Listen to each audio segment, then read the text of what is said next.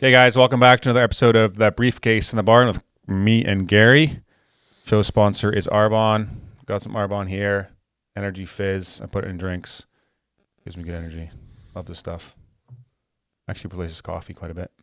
Switch it out and feel better. I drink about 8 to 10 cups of coffee a day. I feel great.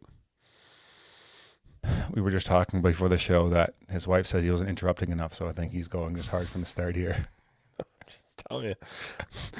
To interrupt this just to go to the bathroom. You drink 8 cups of coffee, and I drink 4 liters of water a day.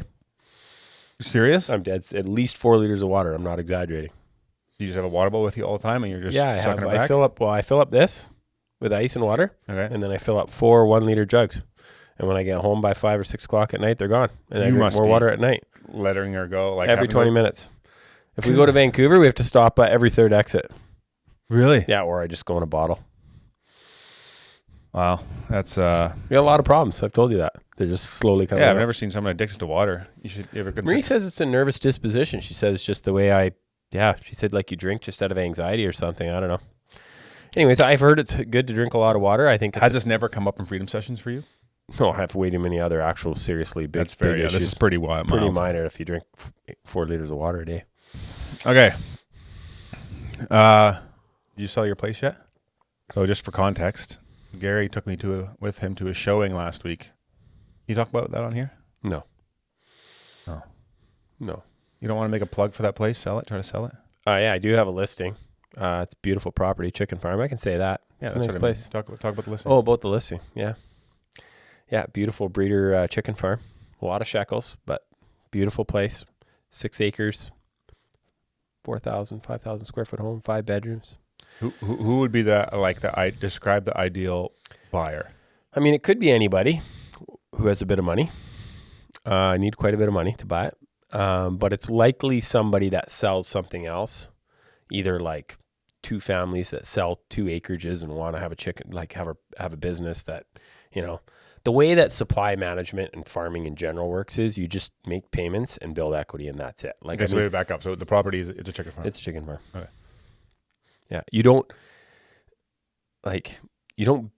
typically in most types of farming, you're not building wax of cash. Some more than others, cash crops and different types of animals. But like, especially in the world I'm in supply management, you pay down debt and that's the money you make. Like these things the return on investment is horrible. Horrible. Like 3 to 5%, which doesn't even make the interest payment right now. So typically you need, lifestyle. It's lifestyle, but I mean, it's a good way of living, and typically the stuff goes up. That's of course changing. Now stuff's going down, so everybody's all mixed up because they're not used to stuff dropping. They're just used to it always going up. Yeah. I think I've said that before to you. Like anybody that bought anything in the last 20 years, all they had to do was hang on, and time would take care of their dumb decision. But now the dumb decisions are getting flushed down the toilet. Yeah, fair enough. The beach, especially over the last 5 years. A lot of naked people on the beach. Just starting. I would say just starting. You're starting to see it. You're seeing a lot of residential listings where people are selling for 100 to 200,000 less than what they bought for, which sucks. Now, of course, a lot of those people had bought a long time ago, but for people that bought their first place and have to sell now because of life changes, that sucks. It sucks. Also, I feel more for the shame side of it. Like just in their culture, there's just so much shame attached to money and not having enough of it. And I think that is, I just feel for people struggling with that. Money doesn't have feelings though. I know people do. It has a real effect. If you had someone you loved that lost lost a couple $100,000 on a house, you're not going to be like, no big deal. Yeah. You're going to be like, that sucks for you. Yeah, that does. Yeah. Especially because, and this again, like people can't stand realtors sometimes because of the pressure, but like there's 2 sides of the coin, right? There's the side where basically you have, especially in 2020 and 2021 and 22, the beginning of 22, where, if you waited 3 months, the price went up 10%. Like things from 2019 to the peak for sure doubled, houses. Yeah, I bought my house, I think in 2015 for $261. Sold it for $750. Yeah, now that was, so there was a couple run-ups, right? Because I actually sold a place in Chilliwack in 2015, and it sold for about $320,000, and that house by 2018 was worth about $600, and it stayed right about that until until the interest rates went to the floor, right? Yeah. And then it doubled one more time. Yeah. And of course, now we're somewhere back in the correction phase, and nobody really knows what that is. Yeah. It's not correcting as much as I thought it would, to be honest. Like, it hasn't yet. You still think it might be coming, though? Yeah, because we haven't actually hit real job losses, right? A lot of businesses are drowning. I know personally a lot of businesses. I talked to a guy the other day, he owns a store in town, and he says he's having the worst sales in 20 years in his space. And it's a very consumer-based, very, new building, renos, that type of, yeah. So, no, I think it's still coming. Good segue. Proverb of the week. I texted it to you this week. I was curious what you thought about it. The Lord directs our steps, so why try to understand everything along the way?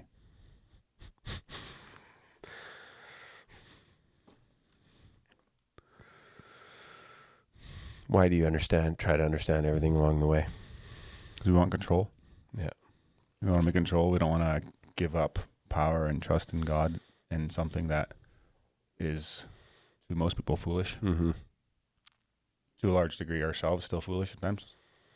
We don't really trust it. We trust ourselves more. We pride ourselves in knowledge and understanding. Yeah. Being somebody. And being educated. And I talked to, I was just at my buddy Johnny's before I came here. Some people know Johnny. He's a character. He basically we were talking about education, right? What do you think of university education? Do you despise it? No, I mean, I went for like 2 classes one semester, and I hate being in school, but in general, but I'm assuming to be a doctor, like a mechanic, you would have to. You have to go to university. Yeah. Yeah. His belief was, it was pretty interesting. I mean, he has a couple interesting beliefs, but one of the things he said was basically that, I mean, education has very little value. And his proof was that, I mean, now they're eradicating all student debt. So, like, how valuable can something be when it doesn't cost anything anymore, right? Which, I mean, I just feel like there's just this expectation in our culture to go to school for young people. And I think it's horrible. I think that you're totally right. Many people should.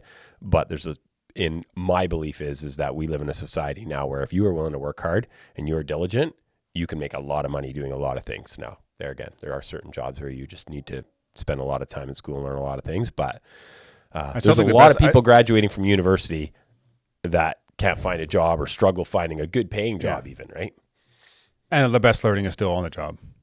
Some of the best learning is on the job.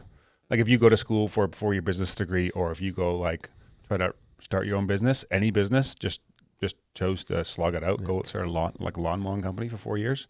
Like you're gonna maybe not know about all the different things in business in general, the terms like that, but you're gonna learn a lot. How to run a business, and you're gonna learn how to work hard and do those things. So I think I think there's a lot of waste, obviously, and bad things being taught. The wrong things being taught. I always say most people are educated way beyond their intelligence. Just get to work. My dad knows 9 languages. Is that too much? I don't know. I'm not going to comment. Okay, but what do you think of the proverb though? Do you resonate with that? I thought about it. I was like, I think for me it's just more the control thing. It was just a reminder of to let go, not to have the answer for everything. Just be faithful. Like it reminds of the hymn. The hymn is trust and obey. It's not trust and like no lots. Just be obedient. Do the right thing. For there's no other way. There's a lot of other ways, but they're not the right way. Try them. I've tried them all. Okay. Fruits of the Spirit this week is joy. I want to go through all of them. Who is the most joyful person you know? So fruit of the Spirit is the fruit of being a Christian. What God says. Ernie Charlton. Yeah. Who's that? He's an elder at our church. He's an airplane pilot, and he's had a few bumps along the way. It's not my place to share his story, but he is a joyful person. He's a great guy. I really look up to him. He is an encouraging man. Him and his wife are wonderful people. They've helped a lot of people. And they are the epitome of joy in all circumstances. There's probably many others, but he's the very first person that came to mind. I really look up to him. I think it's interesting, as I was writing this down on my notepad here, is that of all the fruits of being a Christian that God says, the second one is joy, like happiness, being happy, being a happy person, joyful person. Like you don't really traditionally think of Christians being happy or joyful people. No, because they're spending a lot of time being focusing on what they shouldn't do. And when you focus on negatives, you're negative. When you focus on grows. Yeah. Who's the most joyful person you know? Peter Hedstrom. You've mentioned his name before. Yeah, so I met Desiring God guy? Yeah, Okay. yeah. I met him at a Desiring God retreat. Him and his wife would come to our house every year, roughly, every couple of years, just to encourage me, Nicole, and stuff like that. And when they were at our house, it was like God bent down and breathed into our home. Like it was incredible. Nobody has ever said that when I've been at their house. Yeah, me neither. Far from it. They usually ask the other way. Nicole always says when they come over, you know, like when people stay at your house for a week or whatever, after a while you're happy when they leave, you know, you're just relieved. With them, it was always the opposite. Okay. It was always the opposite. They were just such a joyful, awesome blessing. But again, had some very hard things happen, and I think that shaped them. Yeah, people typically, if and I have a lot of people in my life that have a lot of hard things happen, they either go two directions, right? Generally, they either really spiral downward into a state of resentment and negativity, or they are, God just builds a beautiful thing out of that. They have great character and see things pretty clearly. Let go, let God. Yeah. One of my favorite songs. Got some feedback from last week. No climax to the hitchhiker story. What's the craziest hitchhiker story you have? The people want to know. And Steve DeVry said Kaylee is not okay with picking up hitchhikers. Yeah, well, no, he's newly married. He's newly married. She's not that submissive. It's totally fine. Got a ways to go. It's totally fine. Okay. My wife's not either, and we've been married for 13 years, so no judgment. But yeah, she's not okay with picking up hitchhikers if he's in the vehicle as well? I don't know. I didn't confirm that with him. Well, neither is my wife. This is why it's a problem, right? Steve, text me. Hitchhiker story. What's a story that you like, a memorable one that you're like? I've had hitchhikers. Well, I've had full vehicles, so I've had them just sit in the box. One story. Lay in the box. I don't have one particular story. Give me something. There must be one memory that guy sticks out. Something the guy said to you, or a real conversation. Oh, yes. I was coming home. This is embarrassing a bit, but I was coming home from skiing one time, and me and some friends, and my friends who, if nobody are, they're probably not listening to this, but we picked up a hitchhiker, and the hitchhiker, like, how old were you? I was young. Like, I was an idiot. I was 17, 18. Okay. You and your buddies picked up a hitchhiker. Yeah. I was probably smoking pot and, or something, definitely. And I was definitely not driving safely at that time in my life. And the guy, he was scared for his life, and he started crying and asked to get let out of the vehicle. That's just coming to my mind. Well, I didn't let him out. You didn't let him out? I didn't let him out. No. I said, you were desperate to get in here? Now you're staying in. And teach you a lesson. You got him where you wanted to go? Yeah, he got there safely. I said, no, be thankful. Be grateful too, right? Nice. Anyways. Nice. You sound like a joy of a person to be around when you were 17, 18. Even worse than now. Okay. There's the story. If you don't know the context, go listen to episode 3. Well, that was just my lecture. But what was the feedback in general on the hitchhikers? You got quite a bit of feedback? No, I think... Just that. Yeah, just that, yeah. Steve really resonated that they've obviously discussed it. And yeah, he probably thought they should pick her up, and she said, not happening. Fair enough. Not happening. Fair enough. No, so my other good feedback. Yeah, people like it. Not much negative. Oh, I did get one. Curious what you think about this. So Rhett is who edits these videos. Doing a great job. He uploaded a little trailer for the episode that uploaded yesterday. Mm-hmm. So this always gets recorded roughly a week before. But on the thumbnail, he put, I think, a picture of Jesus, or like something like that. And I think I noticed it the morning it got published. I didn't really think much of it, but I got a message from a listener saying that, saying why I did that. That's offensive. And she was really offended by it. Yep. And so maybe think, I don't necessarily feel that offended by it. Growing up, I was taught that was like so super, super bad. Like it was worse to have a picture of Jesus, like the earthly Jesus when he was a human in man form, anywhere in your house. If you did, it'd be like worse than being not saved. Like not being saved, that was pretty normal. But if you had that in your house, then you were really bad. And so that's kind of what I grew up with. And I never really understood why. Now I think I believe more that the divine side of God, like the spiritual side, is that's the command of what, third commandment or something. Don't. That's the command that's against people are saying that it's have no graven images or anything. Yeah. Yeah. Okay. And so I think that's on the divine side, but on the human side, I mean, he was human. He was just a regular looking man. And so I don't have any. I think it's probably and there again, I haven't thought a lot about it. I think I would probably find it at first glance maybe offensive too. I think just partially obviously because I grew up with that teaching, but I think you really can't.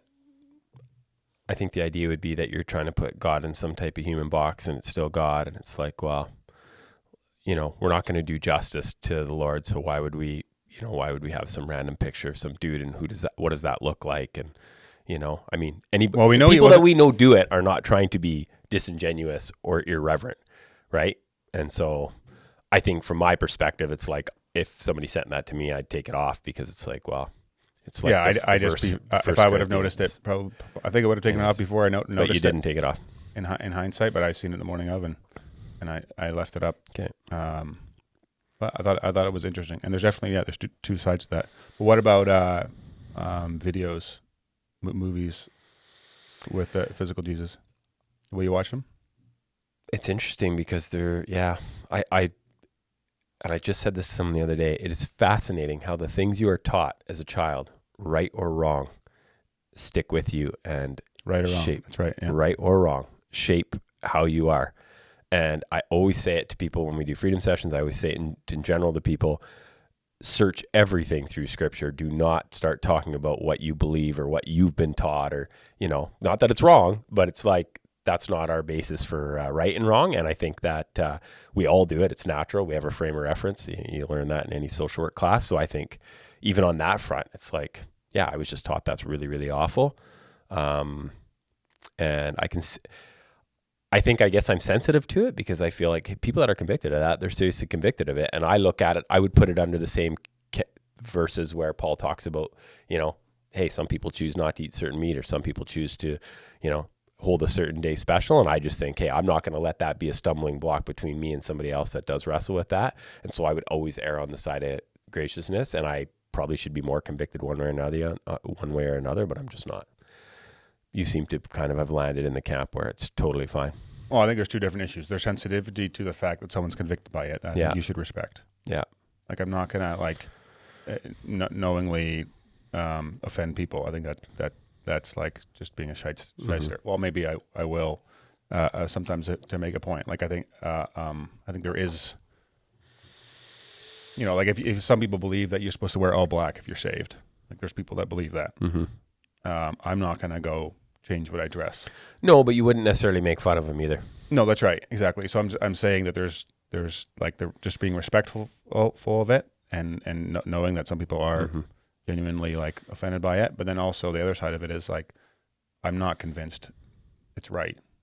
Like, just because you're convicted of it doesn't mean I believe necessarily or am convinced that it is for sure wrong. Like, I'm not sure. Yeah. Okay. But you're sure? No, I'm not sure. You got to know your crowd. Know the crowd. Yeah. That's what you're bringing up. Well, I'll get Pastor Jonathan back on, see what he says. Or my dad. Those people are a lot more qualified to comment than I am. I don't like being asked those kind of questions. I don't feel qualified to comment. I could not tell. enough of a theologian. Sorry. I mean, I beak off about a lot of things, but I gotta stay in my lane, right? Let's talk about cow shit or something. Okay. What else is going on? Barnabas. I go to Barnabas Landing on Saturday. Okay. Explain what it is. Barnabas Landing is a family camp on Keats Island. So you take the ferry right beside Vancouver Island, roughly. Take the ferry to Langford, and then take a barge across. It's a ministry that they started like 30 years ago, and they're there to encourage families. And so amazing facilities on the ocean, and they have about, I think it'll be like 12 families there, roughly.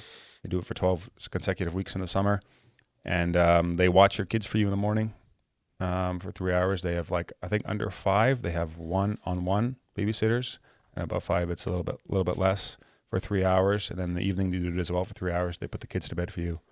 They have a farm on the camp. How is this place funded? All donors. Okay. How did it start? This guy had a vision to do this, and he started it with a small cabin, one cabin, and he just built it from there. Wow. So we went last year. It was so good because you usually a vacation, you don't always necessarily leave like rested or like. No, my wife fuller. comes back just being really frustrated with kids and being even more frustrated with me, which is fair. I'm pretty useless. The 12 weeks sell out in about like half hour every year. Okay. How much is it? So for us four, it's $3,000 from Saturday to Thursday. So about $500 a night.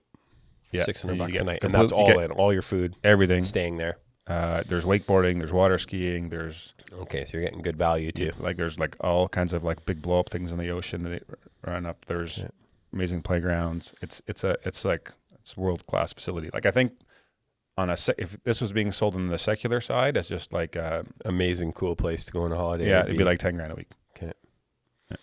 Okay, but it's a Christian organization. Yeah. And it's all people that have the same values as you, right? So they have a pastor that comes in and encourages the couples in the morning and stuff like that. So, yeah, that should be good. You? What's going on next week? I got a couple real estate deals I'm working on. One subject removed yesterday. I got another one coming up here. Got to list another place. Went to a showing appointment today. And, went shooting with bunch of the elders from church last night. It's pretty cool. Where'd you go? Secret location. Where'd you shoot? We shot about under power lines outside Agassiz somewhere up at Forest Reserve. I'm sure you've been there. Yeah. It was pretty cool.